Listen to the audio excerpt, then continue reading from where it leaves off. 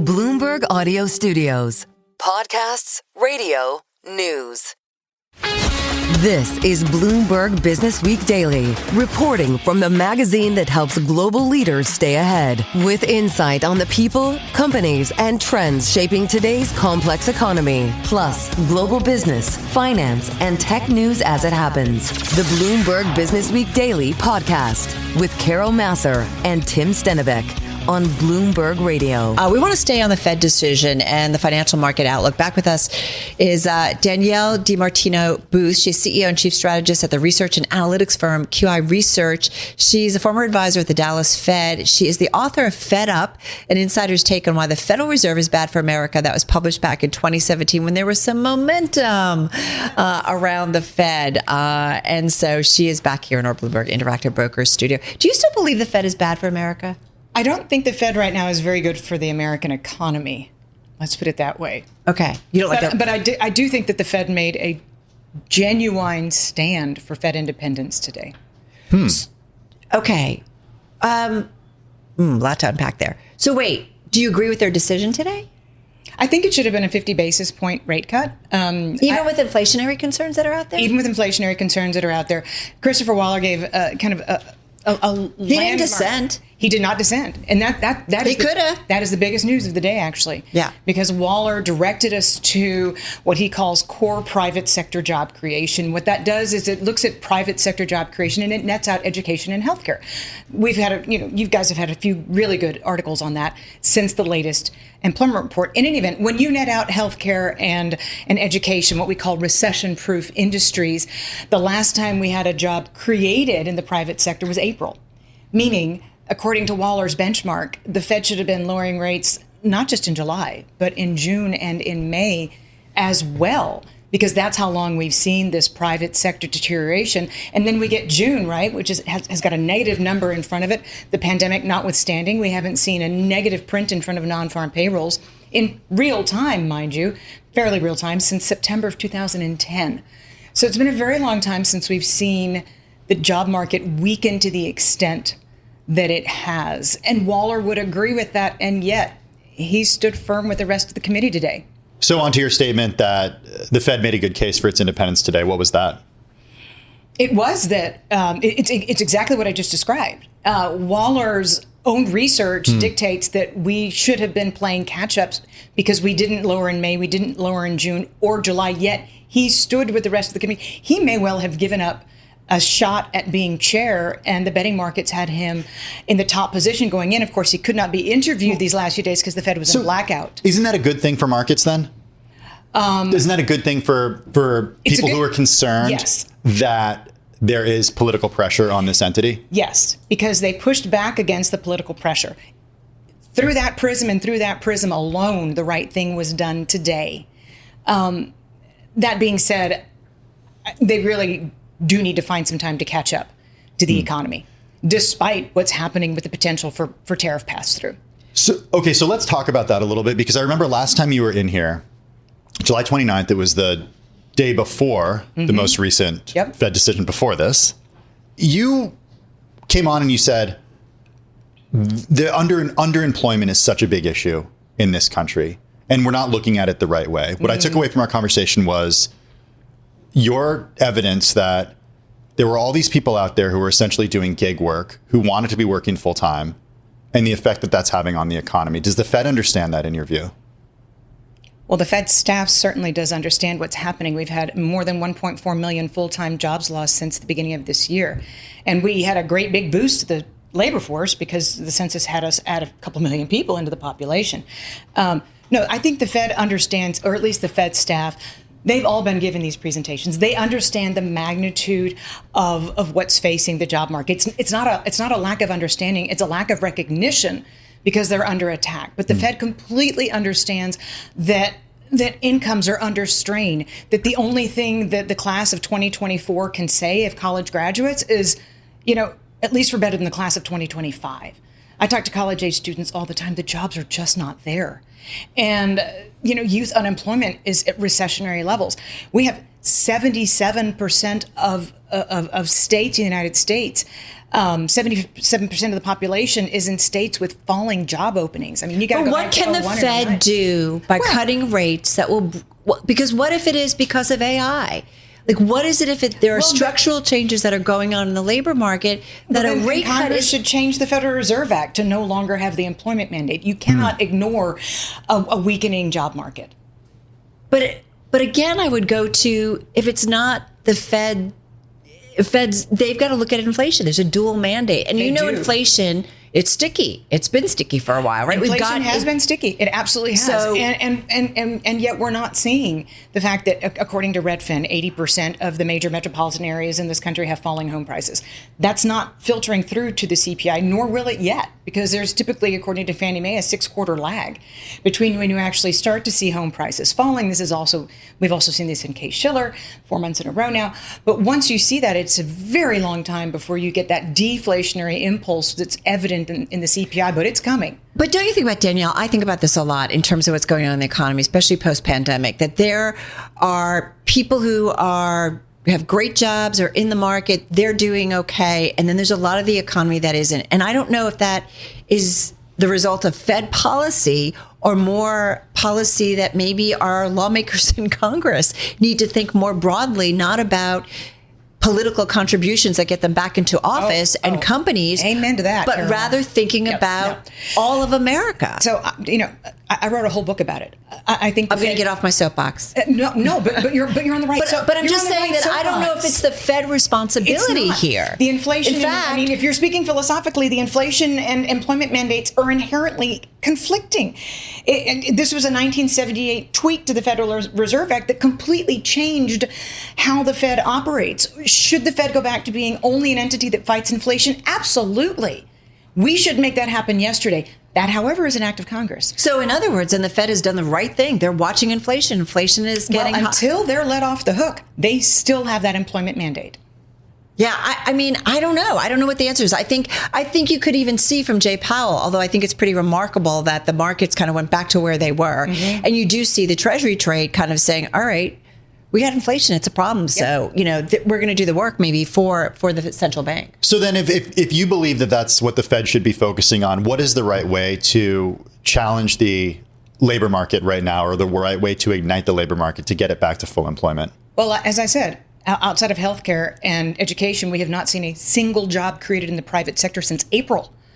The private sector must be reengaged. And that's not going to be Jay Powell knocking on somebody's door and saying, re-engaged. I just gave you another 25 basis point rate cut. But do you think that will take something on the fiscal side of things? Will it take... I mean, look, the companies are getting tax cuts already. The CEOs are there at the White House. They're making large investments in the United States, also overseas. I know, but that's what I'm trying to understand. I mean, there's the opportunity to have that conversation, yes, right? There is. But yeah. At the moment, what we're seeing is capital expenditure plans get cut. That's what we're seeing in every single regional Fed survey. They remain in contraction. Backlogs remain in contraction. Companies are mired in uncertainty. There are a lot of promises for investment going forward, but even companies who think they're investing in tomorrow have now just, pulled their plans back to not be able to start construction until 2026 in South Carolina. Where's the uncertainty coming from? Is it tariff policy? It's coming from every policy coming out of the White House. And I don't make a political statement when I say that at all. But whether you're talking about geopolitics or economics, it is literally a moving target. And it's very difficult to make long-term investment decisions in prosperity, in plant and equipment, commit to saying we're going to be the next generation of manufacturers in this kind of an environment in which you cannot plan. So that uncertainty that comes from the White House and the criticism that comes from the White House, do you see the impact of politics in this decision? Oh, absolutely. And is it because of the uncertainty coming out? Is that what you're saying? Or? No. Until a certain gentleman stops being the bully on the playground and calling a certain somebody else too late, I think that there's every single reason in the world for the Fed to be in a defensive posture because its independence is under a full frontal attack. All right, we got to leave it there. Good heated. I love. Danielle DiMartino Booth, she is CEO and Chief Strategist of QI Research, joining us right here in our Bloomberg Interactive Brokers studio. Stay with us. More from Bloomberg Businessweek Daily coming up after this. You're listening to the Bloomberg Businessweek Daily Podcast. Catch us live weekday afternoons from 2 to 5 Eastern. Listen on Apple CarPlay and Android Auto with the Bloomberg Business app. Or watch us live on YouTube. The gubernatorial race in California definitely picking up momentum. Just a little bit more than a year away. We featured a few possible candidates on air, and our next guest launched his own bid to become California's next governor, targeting voters disillusioned with Democratic rule, but Tim not ready to vote Republican. Our next guest launched his bid to become California's next governor. He's here in the studio with us, Ethan Penner, as we mentioned. He's 2026 candidate for governor of California, also founder and managing partner of Mosaic Real Estate Investors. Ethan, welcome. How are you? I'm very busy. Well, you're going to run for governor of California, but you're in New York. Why are you in New York? Because you're here talking to us. Well, why do you want to run?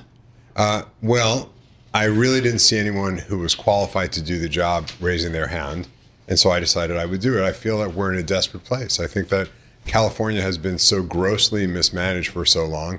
All the statistics bear that out. The quality of life has deteriorated so amazingly over the last decade and even two.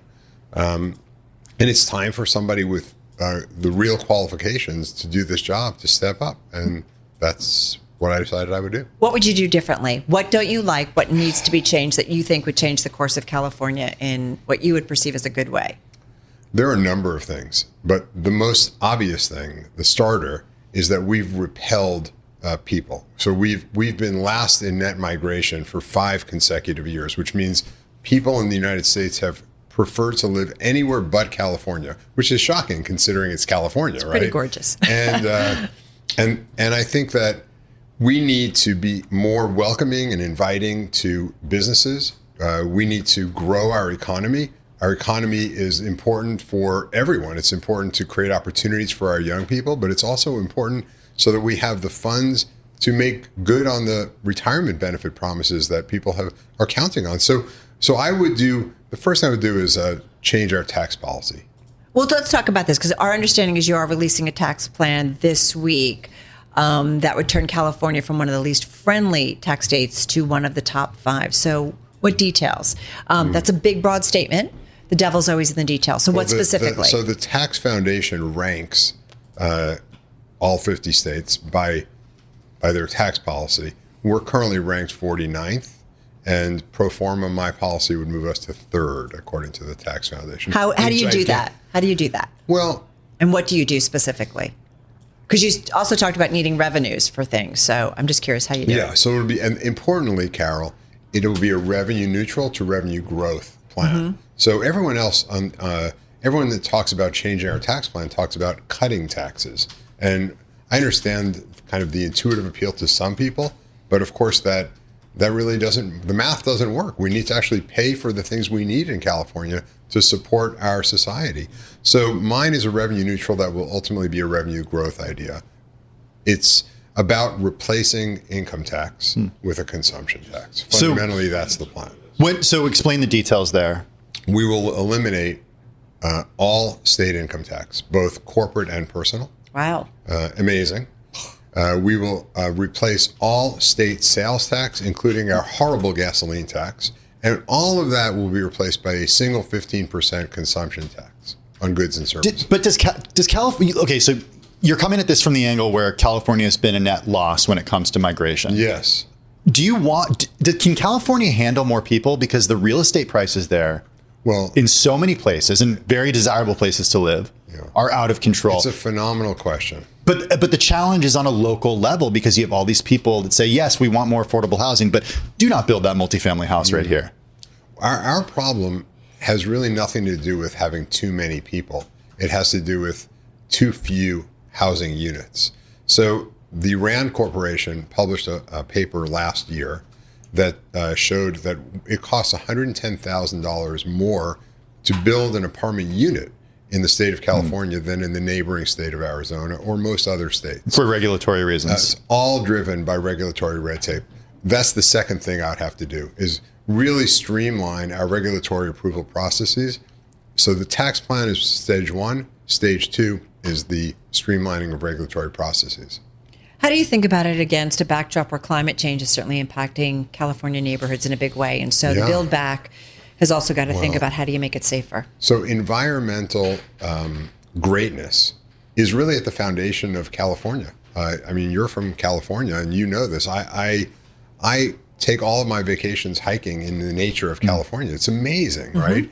And so, first trip to Yosemite a few months ago for Carol Nasser. So it's incredible. It's gorgeous. Big Sur, it's stunning. She was blown away. Everything's incredible. Blown away so, is exactly right. I really, and passing a massive wind farm to get there. So certainly embracing. So I think that we have to be as vigilant as we've ever been about protecting our natural beauty and our resources. But we don't need 19 different organizations that a developer of an apartment has to go through an approval process for. We need one very good one, powered by AI with great responsiveness rather than 5 years. How about 5 days to get your feedback? How about 15 minutes to get your feedback?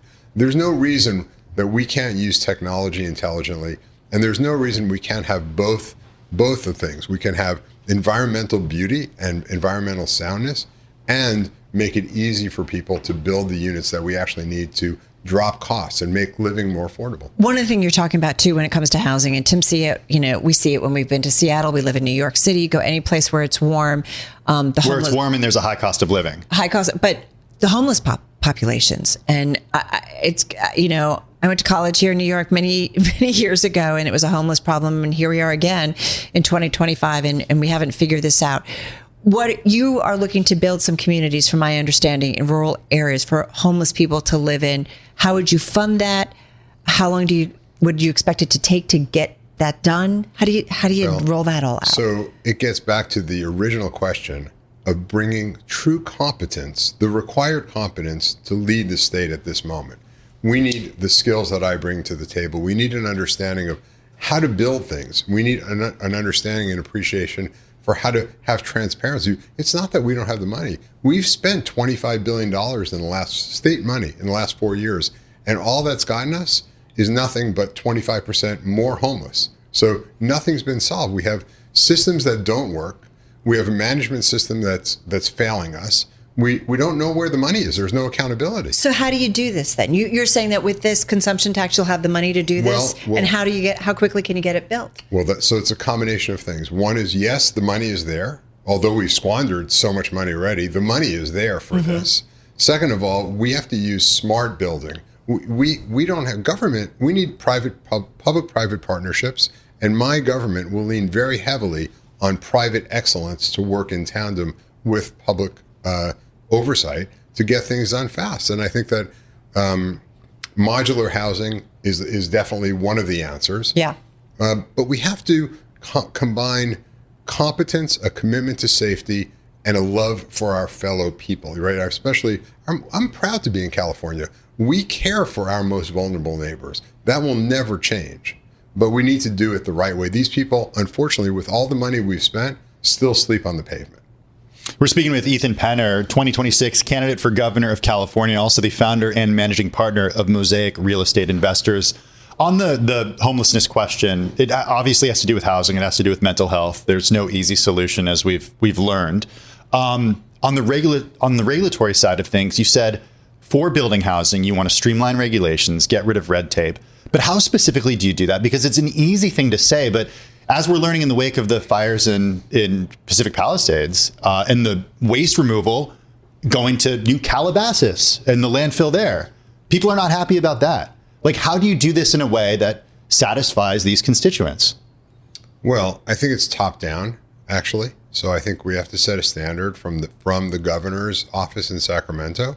And that standard has to be, look, if I get elected, it will be with a mandate for change, right? I'm the consummate outsider. I don't belong to either of the main parties.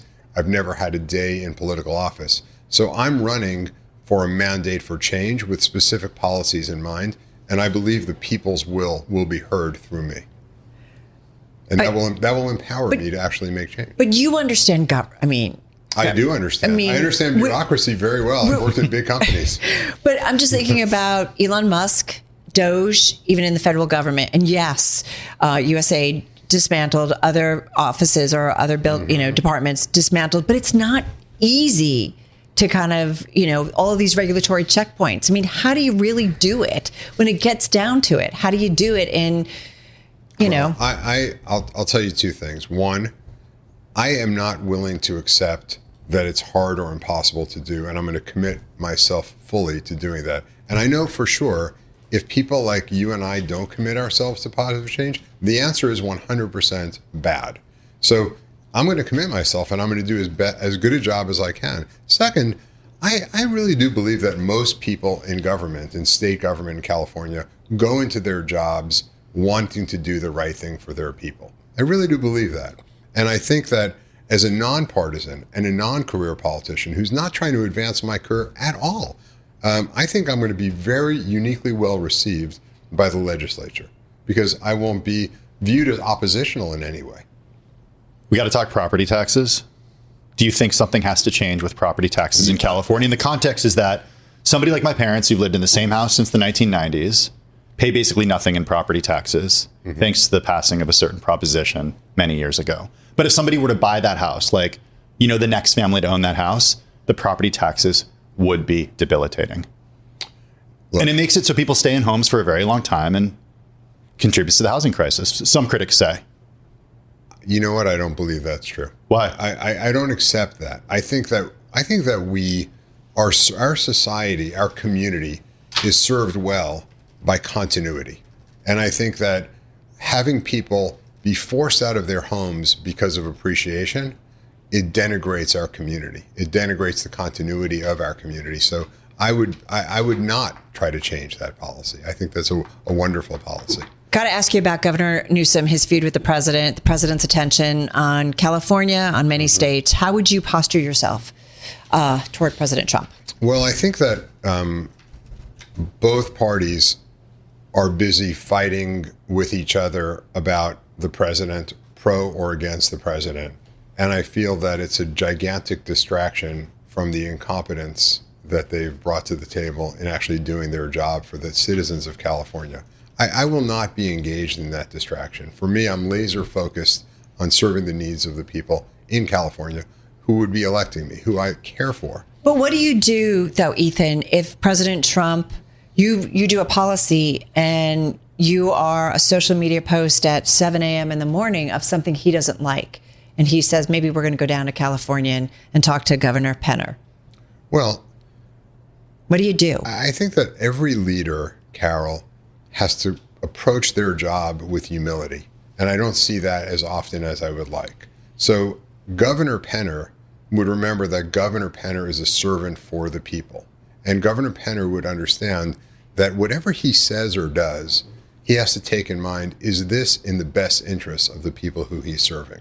And fighting with the President of the United States, it's not in the best interest of the people, okay? This is definitely not. So I would try to have a workable relationship with both the legislature that I would need to work with, but also the federal government, because as you point out, that's a very important relationship. Whether it's this president or another president, it's not about my personality and the personality of another, which I think unfortunately we see today becoming the story. I don't need to be the story. My personality is not that important to me. My job as serving the needs of the people who elected me is the only thing I care about.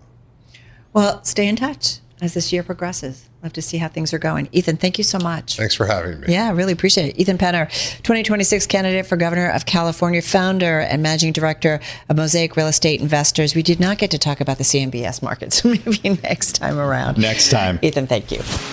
Stay with us. More from Bloomberg Businessweek Daily coming up after this. This is the Bloomberg Businessweek Daily podcast. Listen live each weekday starting at 2 p.m. Eastern on Apple CarPlay and Android Auto with the Bloomberg Business app. You can also listen live on Amazon Alexa from our flagship New York station. Just say, Alexa, play Bloomberg 1130. Hey, I want to get to some breaking news. Redhead crossing the Bloomberg terminal just in the last hour. Tesla working on a redesign of its vehicle door handles, which have drawn scrutiny over safety issues. We've got Matt Miller with us. He's the co-host of Open Interest on Bloomberg TV and the Hot Pursuit podcast with Hannah Miller. Matt, this news coming thanks to an interview that you and Hannah did with somebody at Tesla. It's longtime design chief. What can you tell us? Yeah, Hannah Elliott. First of all. Oh, Hannah Elliott. Did I say Hannah Miller? She hooked up this interview with Franz von Holzhausen. She ran into him at the Tesla diner in Los Angeles. She goes to that diner. It sounds like a fair amount.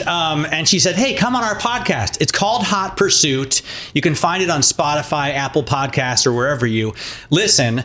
And we asked him about the door handles because, Bloomberg Businessweek wrote this story about people having difficulties getting out, or first responders, even more concerningly, having difficulties opening doors from the outside after accidents. And what he told us, and of course he designed everything from the Model S to the Cybertruck, is that their response is a new door opening mechanism where, for example, you push a button, the lighter press opens it electronically, but if the battery's dead and you panic, you push harder, and that activates a mechanism that opens it just like a normal door would. Lucid kind of has this in the opposite direction. You pull a little bit and it opens electronically, but if you're panicking, pull harder, it opens mechanically. So it's pretty cool. We actually have some of that interview with Tesla's longtime design chief that you and Hannah did. Let's listen in, everybody. We actually have a mechanical release that's, basically right at the electronic one too, and we're combining the two. So, in the moment that you're in a panic situation, the muscle memory to go to, what is right there. So you just pull a little bit further on the lever and you have the mechanical release. So that's something that we're working on, yeah. And it's in the cars now. All right, so if there is then a China ban, you're ready to roll that out so that we're working the ban I guess the Chinese issue is the flat outer door handle. So would you do something, would you make a change like Ferraris have that little crease you can reach into? Is there some idea about that on the outside? Yeah, we're working on it right now and just looking at the details of the regulation if and when that happens, and we'll have a really good solution for that. I'm not worried about that. It makes sense. I know it's one thing for us adults to know that, but for kids, it's a little bit different to expect a kid to know how to go for a manual release. Yeah, so the idea of combining the electronic one and the manual one together into one button, I think, makes a lot of sense. It really helps to, the muscle memory of reaching for something every day is there. And so you intuitively just grab the same thing and you're free. All right. So that's Franz von Holzhausen, Tesla's longtime design chief, catching up with Hannah Elliott and you. Anything that surprised you in the conversation? I love that they're kind of moved pretty quickly. I mean, understanding this is a pretty serious situation. Yeah, it's a serious situation. And not only has Beijing acted with potentially new regulation, at least look into it, but the National Highway Transportation Safety Administration, NHTSA, is also looking into it. Yeah. I thought it was quite cool that rather than reacting defensively, as you might I thought the same thing expect, yeah. He was like, you know what, let's just find a sensible solution. He's really focused on sustainability. He's really focused on a better way to travel for more people, for lower income people. Mm-hmm. And don't forget, that was the initial idea of this car company. Obviously, they make these luxury vehicles now, and we think of them for $100,000 Cybertrucks, but the goal is, or always has been, to fight climate change. And they've always been trying to make a lower priced vehicle. They kind of achieved that in the Model Y, but they think they can get the price lower. Mm-hmm. And Franz has been there from the start. So he's really focused on those goals. All right, great stuff. And everybody can He's not German. That was what surprised me the most. What is Swiss? Franz von Holzhausen. What is he? Is not German. He's from Connecticut. Oh. What? From Greenwich? We live in the melting pot, Carol. We love the melting pot. Matthew Miller, thank you so much. Be sure to check out the full conversation that Matt and Hannah had with him. You can find it on his podcast. It's the Hot Pursuit podcast. Catch it on Bloomberg Radio and, of course, wherever you find your own podcasts and you download them. Franz joining Matt and Franz joining Matt, and that's how you say it in Connecticut. Matt and Hannah from the Tesla Robovan. You can see. Where he was? Yeah, you can see it. I've never seen an interior that looks like this. This is a planned futuristic not mass. At the diner? No, I don't know if it was at the diner, but Okay. that thing looked like something out of the future. I was like, what is that thing? Yeah, it is pretty So interesting. check out the podcast, the video portion too. Yeah, it's also on the Bloomberg and at Bloomberg.com. Check out the story. Stay with us. More from Bloomberg Businessweek Daily coming up after this. You're listening to the Bloomberg Businessweek Daily Podcast. Catch us live weekday afternoons from 2 to 5 Eastern. Listen on Apple CarPlay and Android Auto with the Bloomberg Business app. Or watch us live on YouTube. All right, let's get to the most read story in the Bloomberg today. It's been there all day. It's about how, like Fed Governor Lisa Cook, U.S. Treasury Secretary Scott Bessent has made Tim some contradictory mortgage pledges. Secretary Bessent once agreeing to occupy two different houses as his, quote, principal residence at the same time. The story by Anthony Cormier and Zach Miter. Zach joins us with more on their reporting. Zach is Bloomberg News reporter, Pulitzer Prize winning Bloomberg reporter. He joins us here in our Bloomberg Interactive Brokers studio. He's just an amazing reporter. I like to lay it out for everybody. This story is getting picked up far and wide. Everyone's picking up this story. Tell us about your reporting. What did you find?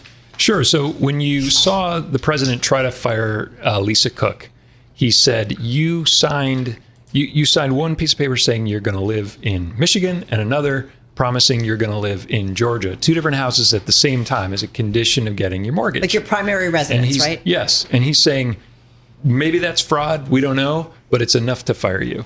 And so we, and I think a lot of other people in the press, got curious about, well, is she the only person that this has ever happened to? And by the way, I should mention that she said she's done nothing wrong, and she subsequently, documents have come to light to say, at least in one case, the bank was understanding this was going to be a vacation home. So we looked in it. Turned out that the Treasury Secretary himself had also signed, agreed to two different, to live in two different places at the same time. And there's the important context in your story and what you learned too from the reporting as far as who represented the Treasury Secretary in the signing of these documents. Talk a little bit about that. Sure. So first of all, he didn't sign them himself. Mm-hmm. He gave power of attorney to a lawyer who signed on his behalf. But the bigger difference is there's really no chance that what Bessent did could possibly have been mortgage fraud, because both of the mortgages were from the same bank. It was all part of one big deal. Mm-hmm. It was one lender. So it wasn't like he was tricking one lender into thinking it was his primary residence and then going to a different lender and getting a loan. So how is that different than the allegations against Lisa Cook? So with Cook, she refinanced her longtime home in Michigan, mm-hmm. and then she bought a condo in Georgia from a different bank a couple weeks later, and in that mortgage signed a clause saying she would live there for the next year, and which she had also done in her Michigan one. Now, subsequently, a document came to light showing that in the Atlanta case, it looks like the bank had the understanding that this was actually going to be a vacation home. So the question is, well, why did it get papered this way? And you can ask a similar question about Bessent. Clearly, the bank didn't expect him to split himself in half and live in both places, and yet the paperwork got filed that way. Yeah, he said it, right? That he said that both would be his principal residence. He agreed to both of those mortgages, which both of them obligated him to live in those two different places. I mean, I don't know. I'm assuming, Zach, you and the team are like looking at this, as you said, we've been talking about this in the newsroom, that we're thinking, gosh, didn't the government, when they thought about kind of going after Lisa Cook, think about, hey, anybody else had this situation? What are you finding out as you reported out this story, but just in general? Is this common? I don't know about common, but there's another cabinet secretary, the Secretary of Labor, who has kind of a fairly similar, two mortgages 2 months apart in two different states, where she's pledging to live there for the next year. So it's not super uncommon, because we found a few just in looking at the top officials in the government. It's probably not all that rare for people to actually do it because of fraud. But in all of these cases, the people involved or documents we've obtained show that they have at least a pretty good argument that this wasn't fraud at all, and that maybe it was just a matter of not filing the paperwork in the right order. Mm-hmm. Typically, these things everyone signs basically the same mortgage agreement. And then if you have a second home, you sign another thing called the second home rider, which waives that occupancy clause. So if somebody forgets to put that in front of you and to file it, then maybe it just kind of slips through the cracks and no one cares unless you happen to be on the Fed board. As you and the team write, Charles Rich had power of attorney to sign Secretary Scott Bessent's documents on behalf of him. Rich, who signed the documents, wrote that Bank of America was fully aware that the Provincetown property was not a principal residence and waived any requirement that it be used as a principal residence. There was absolutely nothing improper about Mr. Bessent's loan applications with which he was minimally involved, as he had delegated authority to me. So is it the end of the story? So just to be clear, our story isn't saying that Bessent did anything wrong. Rather, it's saying that maybe just because these two pieces of paper are filed saying you're going to live in two different places, it doesn't mean that you've necessarily committed mortgage fraud. Clearly, in Bessent's case, he didn't. And in a lot of the other cases that we've seen, there's often an innocent explanation that really, means that it's more of like a paperwork error. Yeah, I do think about that, right? Just, getting it wrong, as you said, either not signing something or something not getting done. If you guys have ever been to a closing for a house, you're asked to sign about 10,000 pieces of paper. It's like your hand gets tired from writing. I don't think there's that many people who've read every single word on every page. I certainly haven't. I mean, when I think of mortgage, I don't know. When you think of mortgage fraud, I think of something nefarious? More serious. Yeah, I kind of do. Like intent. Yeah. Right. Like a plan to kind of deceive either a lender or someone. I don't think it's that unusual, though, for somebody to buy a vacation home and when they get the mortgage, tell the lender they're going to live there, even if they really won't.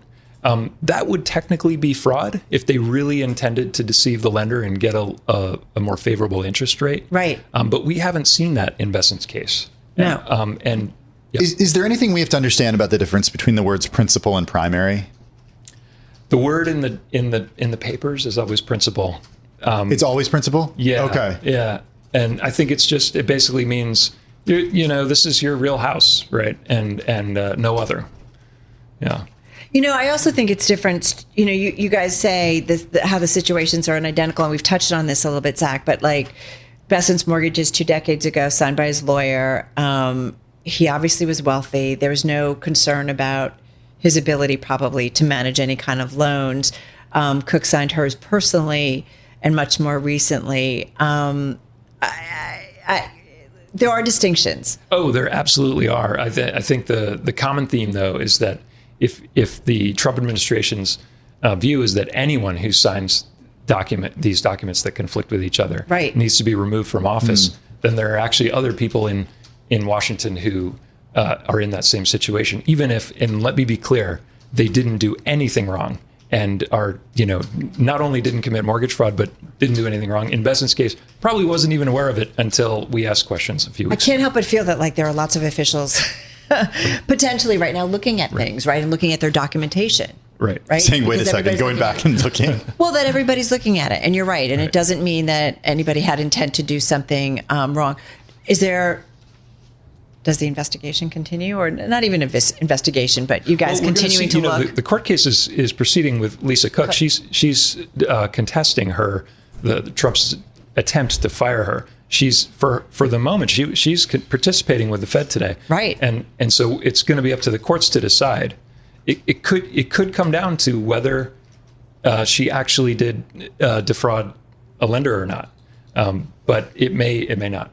And as we heard from Jay Powell today, he will not comment on a court case that's ongoing. No, he made it very, very clear. Interesting stories. We said it's the most read story on the Bloomberg. Zach, thank you so much. Thanks. Always appreciate it. Zach Miter, Bloomberg News reporter here. And of course, you can read the entire story. Just head to the Bloomberg or Bloomberg.com. This is the Bloomberg Businessweek Daily Podcast. Available on Apple, Spotify, and anywhere else you get your podcasts. Listen live weekday afternoons from 2 to 5 p.m. Eastern on Bloomberg.com, the iHeartRadio app, TuneIn, and the Bloomberg Business app. You can also watch us live every weekday on YouTube and always on the Bloomberg Terminal.